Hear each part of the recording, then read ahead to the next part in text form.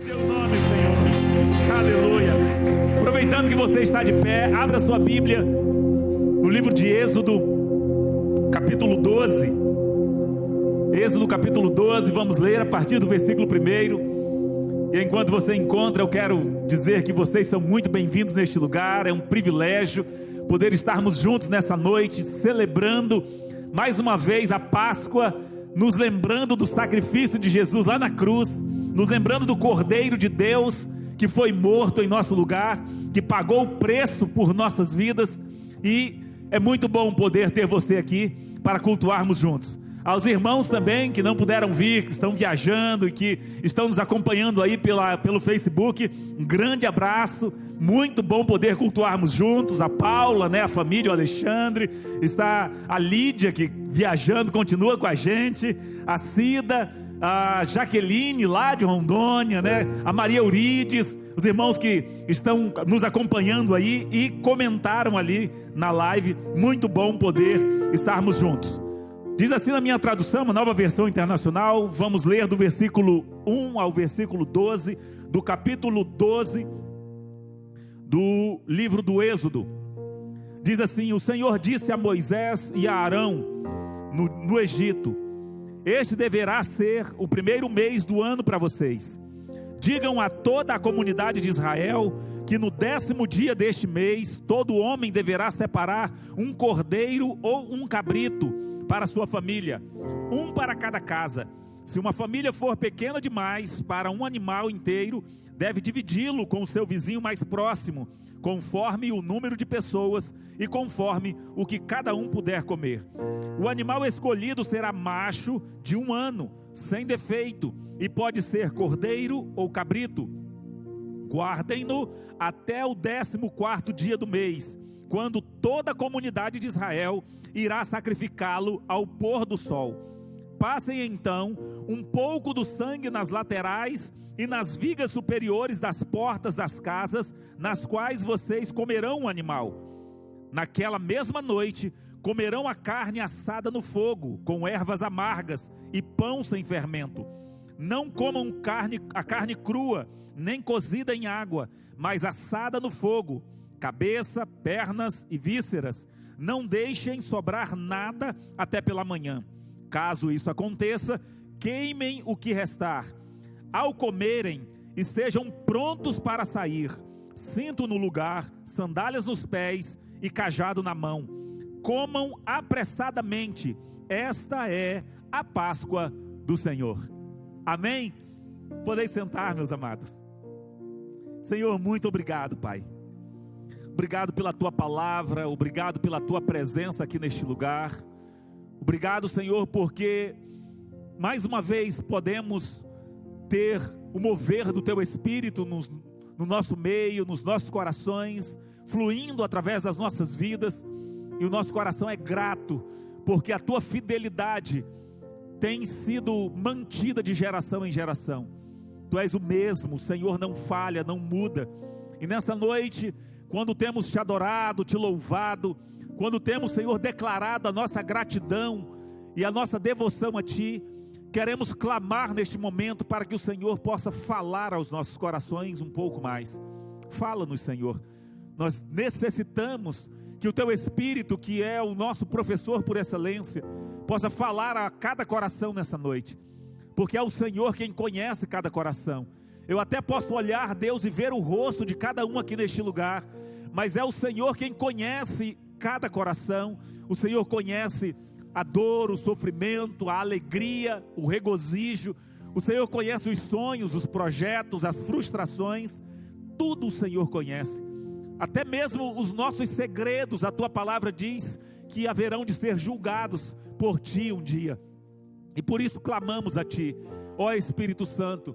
Tu que tens liberdade para agir e atuar neste lugar, fala-nos, independente, Senhor, da minha condição, independente da minha limitação, que o Senhor possa falar muito além em cada coração, e que sejamos assim ministrados pelo Teu Espírito, e que saiamos daqui diferentes, Senhor, não da mesma forma que entramos, mas que sejamos transformados pela Tua palavra, que é lâmpada para os nossos pés e luz para o nosso caminho, em nome do Senhor Jesus, amém.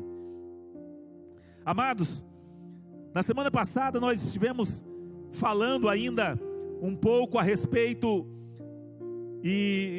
daquilo que era a flecha da vitória, e falamos também a respeito da nossa saída do Egito, e disse que estaria dando uma certa continuidade hoje, falando a respeito da Páscoa, porque a saída, o marco da nossa saída do Egito, é exatamente a Páscoa. E quando nós olhamos para a palavra de Deus, e estávamos falando isso no domingo passado, que o propósito da nossa saída do Egito não é ficarmos no deserto, mas o propósito da nossa saída do Egito é entrarmos na terra prometida, na Canaã que foi prometida a cada um de nós, dominando assim o terreno que o Senhor já conquistou para nós, que o Senhor já nos deu por herança. Explicamos minuciosamente a respeito da nossa Canaã, que prefigura na Bíblia como sendo a nossa alma, o controle da nossa alma, que apesar de termos passado pela Páscoa, como vamos estudar hoje, termos tido sangue derramado sobre as nossas vidas, termos um novo nascimento no nosso espírito, nascemos de novo, mas temos ainda um longo processo de santificação, para lidar com a nossa carne e transformar também a nossa mente, conforme nos diz Paulo em Romanos capítulo 12 e o versículos 1 e 2, e os irmãos sabem bem de cor, que termina no versículo 2 dizendo: mas transformai-vos pela renovação da vossa mente, ou do vosso entendimento. A nossa carne, ela não se converte, e ela precisa ser dominada.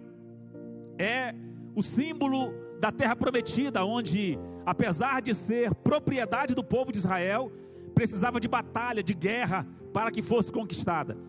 E também um lugar onde era povoado por gigantes, por moradores que eram contrários aos propósitos de Deus, contrários à vontade de Deus, e que por isso estavam sendo expulsos daquele lugar, para dar lugar ao povo de Deus. Isso era o símbolo da nossa alma, que precisa ser conquistada, dos nossos gigantes, como falamos muito bem. E se você que está aí nos assistindo não sabe do que estamos falando, volte lá nos últimos 2 domingos, aí pelo Face mesmo, você vai ver as 2 últimas mensagens chamadas A Flecha da Vitória. Nós explicamos muito bem a respeito disso. E hoje nós queremos falar sobre libertação, o propósito da Páscoa. A Páscoa, que hoje é comemorada em todo o mundo ocidental, a Páscoa que hoje é lembrada e que muitas vezes distorcida, onde você vê mais falar sobre coelho do que sobre o propósito da própria Páscoa, onde ao invés de termos o cordeiro que foi morto em nosso lugar, nós temos um coelho que nem ovo bota, mas que está aí sendo divulgado pelas pessoas. O importante é tirar o foco. Mas a Páscoa, ela tem um propósito. Foi assim lá no Êxodo, quando o povo de Israel saiu do Egito, e também o é para as nossas vidas, quando ela se efetiva nas nossas vidas, na nossa casa, quando nós podemos pegar o sangue do Cordeiro e passar sobre as nossas vidas, e termos assim a libertação do anjo da morte, a libertação do pecado. Nós podemos assim fazer então esse paralelo com a Páscoa lá do livramento do povo de Israel, depois de 430 anos escravo, e a nossa libertação em Cristo Jesus. Por isso precisamos ter uma convicção clara: se a sua Páscoa, se o seu comemorar de Páscoa, ele não aponta para uma libertação que aconteceu na sua vida, então você está comemorando erradamente a Páscoa. Se o sacrifício de Cristo não agiu na sua vida, transformando o seu interior, transformando o seu caráter, fazendo de você uma nova criatura, não há função e nem direito você tem de poder comemorar a Páscoa. Porque biblicamente nenhum estrangeiro podia comemorar a Páscoa, nenhum incircunciso podia comemorar a Páscoa, de forma alguma. Mas se o estrangeiro quisesse comemorar a Páscoa, se o o incircunciso, aquele que não tinha a aliança abraâmica, a aliança que Deus fez com Abraão, aquele que não tinha aquele corte na carne que simbolizava a aliança de Deus com Abraão e com os seus descendentes. Para que eles pudessem participar da Páscoa, eles precisavam passar pelo processo da aliança, assumir no seu próprio corpo a aliança. O próprio texto do capítulo 12, depois, quando você chegar em casa, se você quiser conferir, vai trazer ali algumas regras para que, se alguém de uma outra nação quisesse participar da Páscoa, ele poderia participar, desde que ele trouxesse para o seu próprio corpo as marcas da aliança daquele povo que tinha a obrigação e o privilégio de comemorar a Páscoa. Então vamos aprender um pouco a respeito desse propósito da Páscoa hoje, lembrando que, conforme a palavra do Senhor diz, o Antigo Testamento ele é sempre tomado como uma sombra das coisas que haveriam de vir. Eu sempre gosto de refrisar e de lembrar aos irmãos a respeito disso, porque há uma ideia muito errada nos nossos dias de hoje, dizendo que o Antigo Testamento não tem mais função. Não, queridos, o Antigo Testamento era a Bíblia que Jesus lia. Todo o ministério de Jesus, todo o ministério dos apóstolos, a base deles era sempre o Antigo Testamento. Ele é a base, o fundamento, o alicerce para aquilo que foi revelado em Cristo Jesus e que hoje nós vivemos espiritualmente. O diferencial, conforme nos explica Paulo e também o escritor aos Hebreus, é que aquilo era apenas uma sombra. Ele não era para ser vivido, não é para ser vivido por nós da forma como o judaísmo vivia, mas ele apontava para verdades espirituais. Tanto que quando Paulo vem explicar a respeito dessa circuncisão, da aliança, ele diz: olha, diante de Deus, parafraseando sobre o texto, não é circunciso aquele que foi circuncidado na carne, mas a circuncisão é aquela que acontece no espírito, é aquela que acontece espiritualmente e não mais na carne. Por isso nós precisamos entender, e sempre ao estudarmos o Antigo Testamento, precisamos saber que é uma sombra, para que nós não venhamos a querer voltar para fazer aquelas práticas, porque aquelas práticas apontavam para verdades espirituais, e por isso, vivendo hoje nós, na plenitude dos tempos, conforme diz a palavra, onde a graça foi estabelecida, e não vivemos mais debaixo da lei, mas debaixo da graça, nós precisamos entender quais são os parâmetros e como é que nós podemos assemelhar ou usar de forma parabólica, como Jesus usava os ensinamentos do Antigo Testamento para as nossas vidas. Dessa forma, a Páscoa não é diferente. Esse cordeiro que foi dado ordem para que Moisés e Arão ordenassem ao povo que fosse separado naquele que seria o primeiro dia do mês para o povo de Israel, e que deveria ser guardado até o 14º dia, para que ao pôr do sol do 14º dia fosse imolado, fosse morto, sacrificado, e o fato do cordeiro precisar ser sem defeito, sem mancha, ter especificações a respeito de como deveria ser, apontam para Cristo Jesus, que é, conforme o escritor aos Hebreus, o sacrifício perfeito que foi feito de uma vez por todas. Então o que é que nós precisamos entender? Que assim como a Páscoa foi o marco entre uma vida de escravidão do povo de Israel e uma vida de liberdade a caminho da terra prometida por meio do deserto, assim também a morte e a ressurreição de Cristo Jesus só tem sentido nas nossas vidas se ela apontar para essa libertação. Eu acho interessante o fato de Moisés ter escrito e ter deixado claro esse ponto que Deus colocou, principalmente no versículo 11, onde diz: olha, ao comerem estejam prontos para sair. Sair de onde? Sair de quê? Sair da escravidão na qual viviam. Ninguém que não esteja pronto para abandonar a vida de escravidão, porque a palavra do Senhor diz que aquele que comete pecado é escravo do pecado. Ninguém que não esteja pronto para abandonar este lugar, abandonar esse estado onde se encontrava durante toda a sua vida de escravidão. Ninguém que não esteja pronto para sair, cinto no lugar, sandálias nos pés, cajado na mão, não pode participar da Páscoa, não pode querer a ação do sangue de Cristo Jesus sobre as suas vidas. Por isso, o propósito da Páscoa era a libertação. Em primeiro lugar, prover o sangue para o livramento. O cordeiro precisava ser morto naqueles dias, para que o sangue do cordeiro fosse passado, na linguagem antiga, nos umbrais da porta, né? Ser passado ali. Hoje nós temos as mata-juntas, né, que vai nas portas via de regra, mas era passado sobre a porta como um símbolo, passava em cima e foi passado em cima e nas laterais como um símbolo. Não era aquele sangue que impediria o anjo da morte, ou o Senhor quando passasse matando os primogênitos, que impediria a morte, não. Mas era a obediência deles em poder fazer aquilo que Deus havia mandado, é que faria com que eles pudessem desfrutar da segurança. A palavra do Senhor diz que eles precisavam fazer isso para que à meia-noite, quando o anjo da morte passasse, eles não fossem tocados. Sem a morte do cordeiro não haveria o sangue que os livraria, que livraria os seus primogênitos naquele dia, que faria a distinção entre o povo de Deus e o povo do Egito.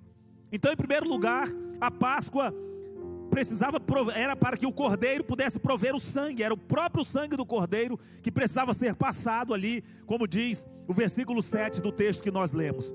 E também indicar o compromisso. O texto é bem claro, que apenas aqueles que fizessem aquilo que havia sido ordenado, é que teriam o privilégio de não ter o seu primogênito morto naquele dia. Indicava o compromisso, indicava a aliança. A morte do cordeiro e o esparzir do sangue sobre os umbrais fazia com que aquelas pessoas que estavam ali estivessem debaixo da obediência do que Deus havia falado, dentro do mesmo princípio que se aplicaria ali alguns anos depois, aproximadamente 40 anos depois, se aplicaria o mesmo princípio quando foi haver o livramento na casa de Raabe.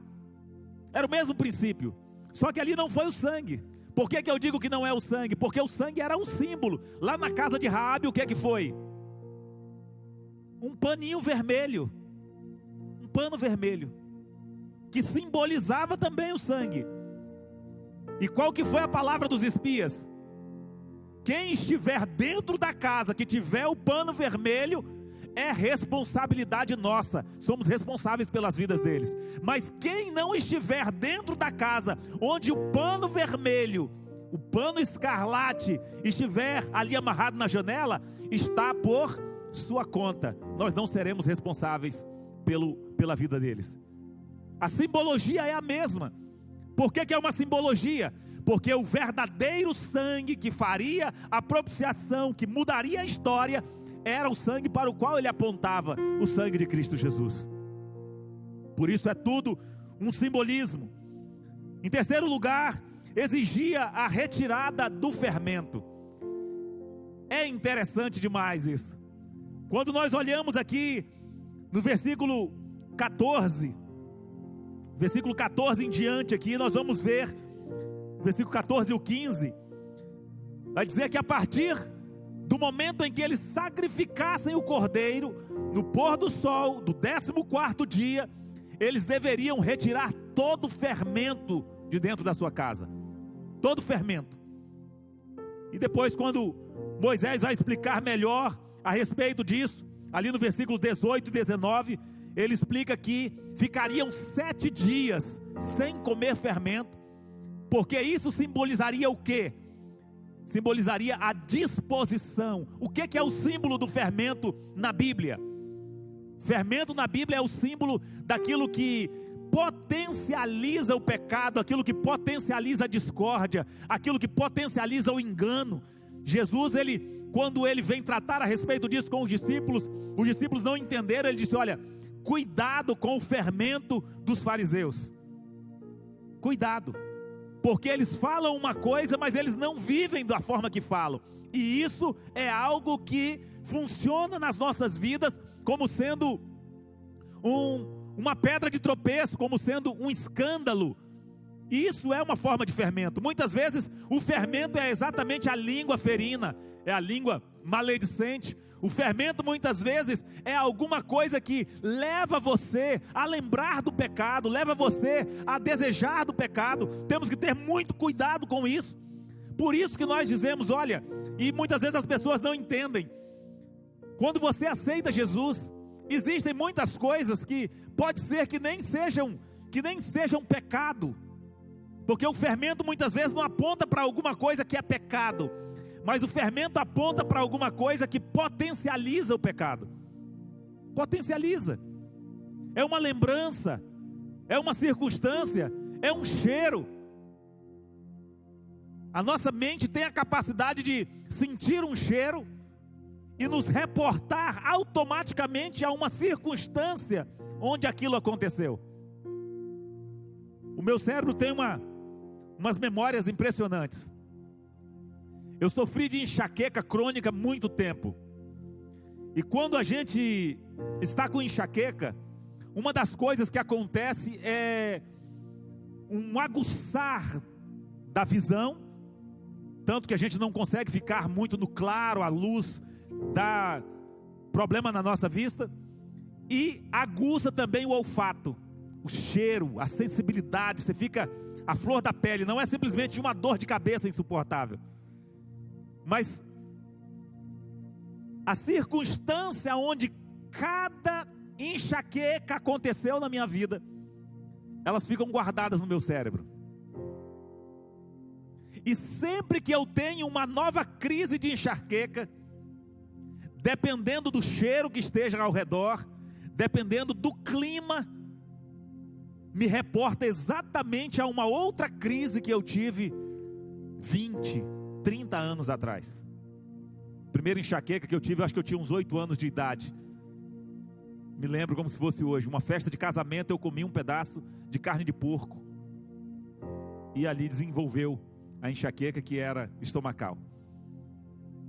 E assim também, nas nossas vidas, muitas vezes, a pessoa, ela teve um relacionamento fora do casamento ou antes do casamento, e tem determinados cheiros, determinadas roupas, que aquilo leva a pessoa automaticamente a se lembrar daquela circunstância, daquela situação, e muitas vezes servir como tentação.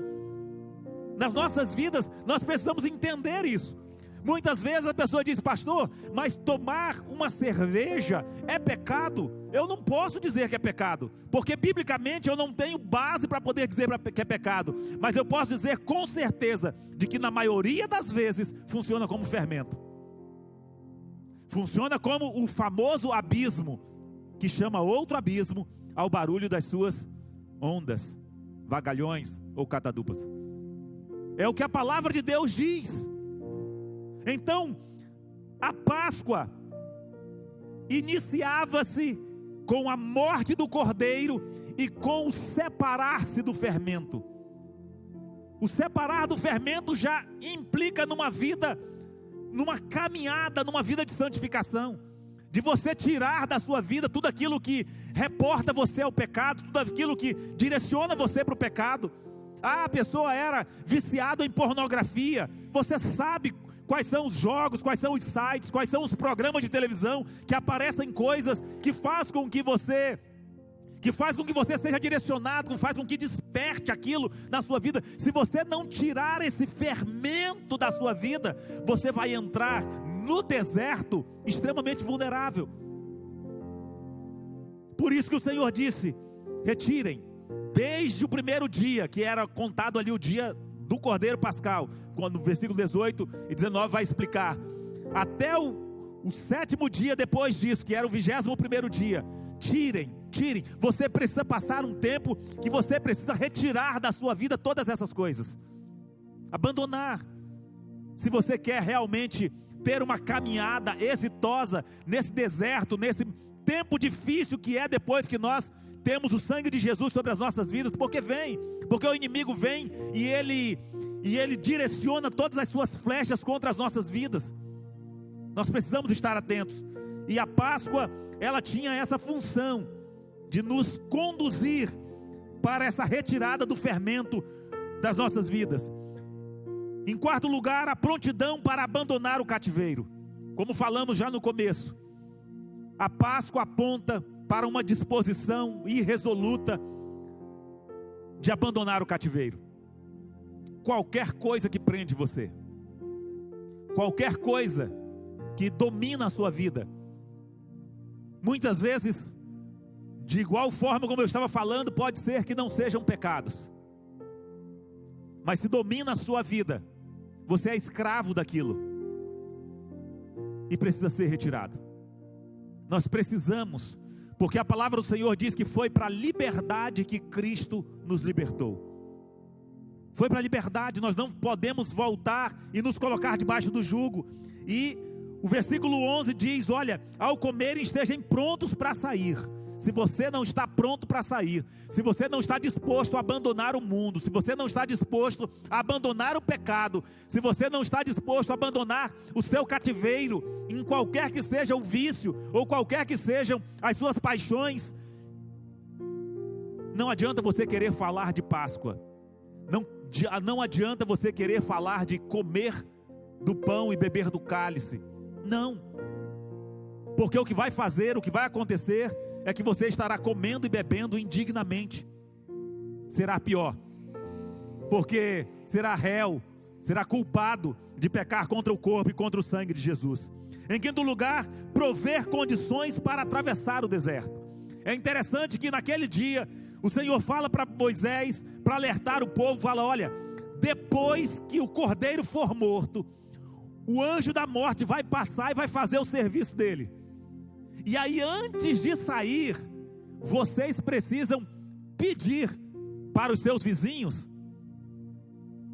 Peçam roupa, peçam brincos de ouro, peçam colar, pulseira, peça gado, peça todo tipo de gado, né? Gado ovino, bovino, ovelha, boi, peçam todo tipo de coisa, porque eles vão estar com o coração aberto para abençoar vocês. E a palavra do Senhor diz que naquela noite, o povo estava tão desesperado para que eles saíssem do meio deles, que diz o versículo 35, os israelitas obedeceram a ordem de Moisés, e pediram aos egípcios objetos de prata e de ouro, bem como roupas. O Senhor concedeu ao povo a disposição favorável da parte dos egípcios, de modo que lhes davam o que pediam. Assim eles despojaram os egípcios. Os israelitas foram de Ramsés até Sucote, e aí depois, quando mostra, diz, eles saíram com muito gado, com muito boi, com muitas ovelhas, com muitos camelos, saíram com provisão para atravessar o deserto. A Páscoa, o sacrifício de Jesus, ele nos capacita a atravessarmos qualquer deserto nas nossas vidas, porque ele traz provisão para a nossa vida. Foi entendendo isso que Paulo diz, olha, sobre todas estas coisas, somos mais do que vencedores por meio daquele que nos amou. É com base nisso, é porque o sacrifício de Jesus, o sangue dele sobre as nossas vidas, a aliança que firmamos com ele, nos capacita. É isso que a Páscoa representa. Agora você não pode querer usar aquilo que são as ferramentas de Deus, que são os presentes de Deus para a sua vida, dados a você, para que você siga em frente, para conquistar a sua Canaã, para atravessar o seu deserto e conquistar a sua Canaã. Você não pode querer usar isso para ficar bem no Egito, ou para querer ficar bem no deserto. Não. Propósito é para que você siga adiante, para que você continue caminhando, siga em frente, siga a rota que Deus traçou. Não é a rota mais fácil, porque a palavra do Senhor diz que quando o Senhor os tirou aqui do Egito, Ele não os guiou pela rota dos filisteus, que era a rota mais fácil, havia mares, mas Ele os levou pela rota do deserto, rumo ao Mar Vermelho, por causa das batalhas que eles poderiam encarar e não terem condições psicológicas, de fé, de segurança e querer voltar ao Egito. A Páscoa tem essa função, prover condições para que nós possamos atravessar qualquer momento difícil nas nossas vidas. Foi isso que Jesus fez. Quando nós olhamos para a Páscoa, é isso que nós precisamos entender. Quando nós olhamos para o sacrifício de Jesus lá na cruz, quando nós olhamos para o que diz Lucas no capítulo 22, ali o versículo 20, nós precisamos entender que era disso que Jesus estava falando. Quando Ele olha e Ele diz, da mesma forma, depois da ceia, tomou o cálice, dizendo: este cálice é a nova aliança no meu sangue, derramado em favor de vocês. Não foram os romanos que o mataram, não foram os judeus que o entregaram para a morte, não foram os pregos que o prenderam na cruz, mas Ele era o Cordeiro de Deus, que se entregou voluntariamente. Ele diz: ninguém toma a minha vida, porque ela está nas mãos de meu Pai, ninguém a pode tomar, eu a dou voluntariamente. O que o prendeu na cruz, o que o levou à morte, o que o fez passar por tudo que ele passou, foram os nossos pecados. E o que o prendeu na cruz, quando ali, ao pé da cruz, os soldados gritavam, as pessoas em volta ali gritavam: não salvou a tantos? Salva-te a ti mesmo. Ele poderia descer da cruz e não precisaria passar pelo que passou, mas Ele o fez por amor a você e por amor a mim. Coloque-se de pé nessa noite.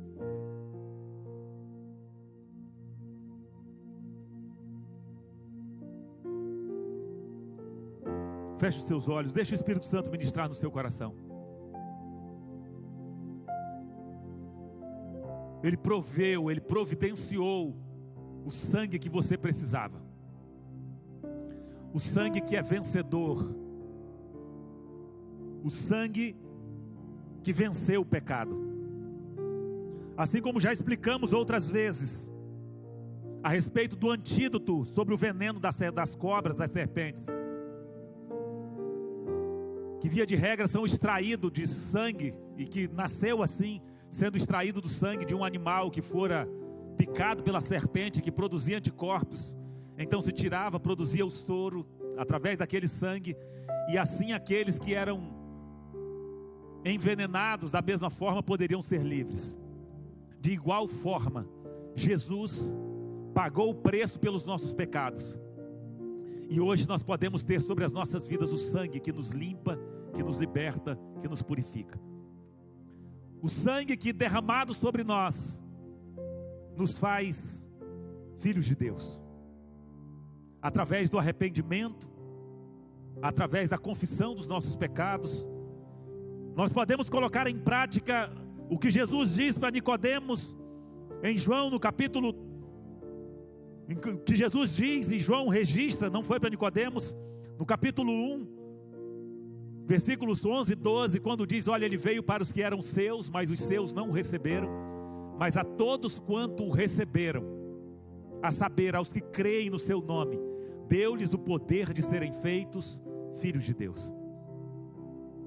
Se você não tiver a convicção de que o sangue de Jesus está sobre a sua vida, para transformação, se você não tiver a convicção de que você tem uma aliança com Ele, não é uma aliança com uma igreja, não é uma aliança com uma denominação, não, é uma aliança com Deus, onde desde o levantar-se até o seu deitar, aquilo que você pensa no seu travesseiro, onde você tem convicção que estão os seus pensamentos diante dele, e que você luta, e que você batalha com todas as suas forças, para que o pecado não tenha domínio sobre você.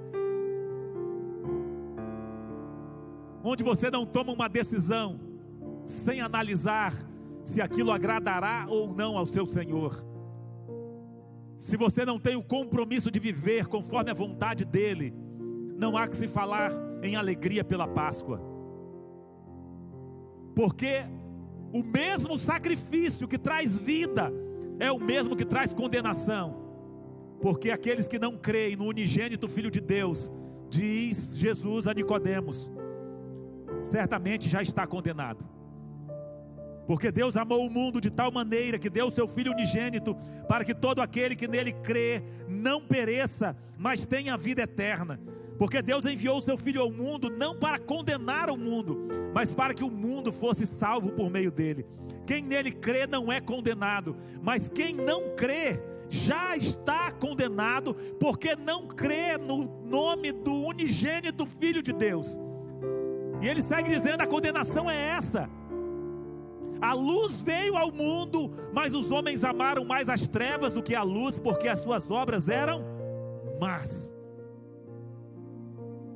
E eles não vêm para a luz para que as suas obras não sejam vistas.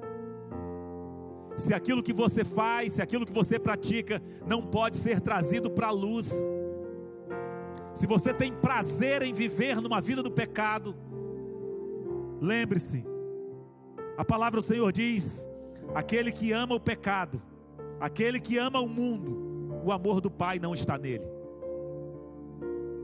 E nessa noite, o desejo do nosso coração é que você tenha essa convicção de que a Páscoa aconteceu também na sua vida, de que a Páscoa aconteceu também na sua casa, de que o seu coração recebeu esse sangue, de que você tem a marca da promessa, de que você tem uma aliança com Cristo Jesus, você tem uma circuncisão, onde cortou na sua vida, não na sua carne, não no seu prepúcio, mas cortou lá no seu coração, onde você separou a sua vida do pecado, e passou a viver, e é plena e exclusivamente para Deus.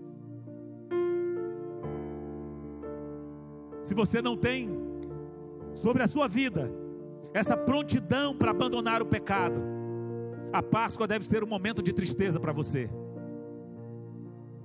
Porque por esse mesmo sacrifício, muitas pessoas serão condenadas.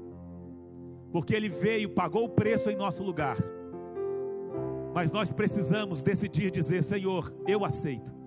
Ele disse: olha, se alguém quiser vir após mim, se alguém quiser vir após mim, é uma decisão sua. Sou eu e você quem temos que querer. Neguem-se a si mesmo, tome a sua cruz e siga-me. Eu quero orar com você. Que nessa noite essas convicções estejam no seu coração. Que nessa noite você tenha essa certeza de que a Páscoa aconteceu. E qual é a prova de que a Páscoa aconteceu? A prova é de que você foi liberto, é de que você não vive mais do pecado, é que você não vive mais para você mesmo, é que você não vive mais para satisfazer a sua carne, mas você agora tem um Senhor, tem um mestre. Não tem apenas um rabi, mas você tem um raboni, um mestre e Senhor que conduz a sua vida. É esse o desejo do meu coração, é esse o desejo do nosso coração, é esse o desejo do coração de Deus para a sua vida. Que você possa se alegrar nessa noite, e ir para a sua casa, ir para a sua cama, feliz, dizendo: o Cordeiro foi morto, o véu foi rasgado, o caminho do Santo dos Santos foi aberto, e hoje eu posso entrar e adorar ao Pai, na presença dEle, em espírito e em verdade, porque o Pai procura esses que assim o adorem. Senhor, muito obrigado, Pai. Obrigado pelo teu amor para conosco. De fato, não sabemos explicar tão grande amor. Canções são poucos, Jesus. Palavras não conseguem descrever. Mas quando nós olhamos para a cruz, quando nós olhamos para a tua entrega, quando olhamos para o teu sofrimento, e quando olhamos para nós mesmos, Senhor, temos um pequeno vislumbre de quanto o Senhor nos amou, a ponto de decidir vir resgatar pessoas como eu, pessoas como nós aqui neste lugar. Porque pelo homem bom, até que alguém poderia se dispor a morrer, mas e pelos terríveis, Senhor, e pelos matadores de crianças, quem morreria?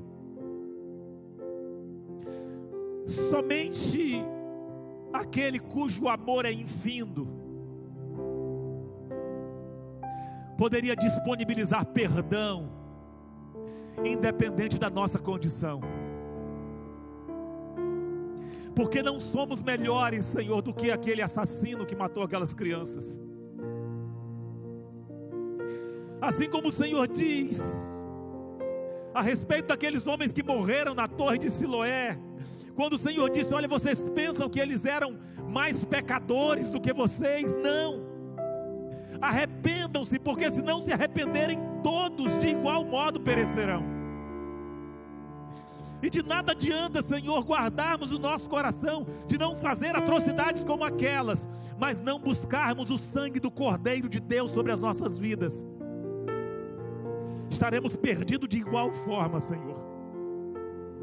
E precisamos entender que se não fora o Senhor, se não fora o teu amor, nós estaríamos perdidos tal qual essas pessoas. E nessa noite nós nos alegramos, porque o Senhor pagou o preço em nosso lugar, um preço que não poderíamos pagar. O Senhor nos deu o privilégio de poder escolher a vida e não a morte, de poder decidir olhar para a cruz e ter o veneno da serpente retirado das nossas vidas, o veneno do pecado, Pai. Que nesse dia, quando o nosso coração se rejubila por nos lembrarmos do teu sacrifício lá na cruz, nós possamos também nos lembrar que precisamos ser fiéis até a morte, para que tenhamos a coroa da vida que o Senhor tem preparado para aqueles que o amam. E que assim seja, Senhor, e que a vida de cada um dos meus irmãos aqui neste lugar, aqueles que estão ouvindo, só o Senhor sabe onde, ou que ainda haverão de ouvir, que sejam tocados, Pai, e que eles possam lançar mão do teu sangue, que eles possam quebrantar os seus corações diante de ti, aceitar o teu sacrifício, aceitar a aliança proposta lá na cruz, retirar, Senhor, todo o fermento da sua vida, da sua casa, estar disposto a abandonar a sua vida de pecado, e estar disposto a caminhar, a ter uma caminhada de vida plena na tua presença, e para a glória e para o louvor do teu nome, em nome de Jesus. Que o amor de Deus, o nosso Pai, que a graça do nosso Senhor e Salvador Jesus Cristo, que as consolações, as bênçãos e a comunhão do Espírito Santo de Deus seja sobre você aqui neste lugar, sobre a sua casa, sobre os seus negócios, os seus estudos, a sua família, agora e para sempre, em nome de Jesus. Amém. Amém, queridos. Vá viver a melhor semana da sua vida com a segurança de alguém que tem uma aliança com Cristo. Amém? Obrigado por você que está nos visitando. Não temos o hábito de pedir para as pessoas ficar de pé e falar o nome, que algumas ficam constrangidas, e queremos que você se sinta bem à vontade mesmo, como quem está em casa, como de fato está na casa de Deus. Amém? Não saia sem cumprimentar cada um dos irmãos, dê um aperto de mão, dê um abraço, uma palavra de bênção, e diga: vá em paz em nome de Jesus.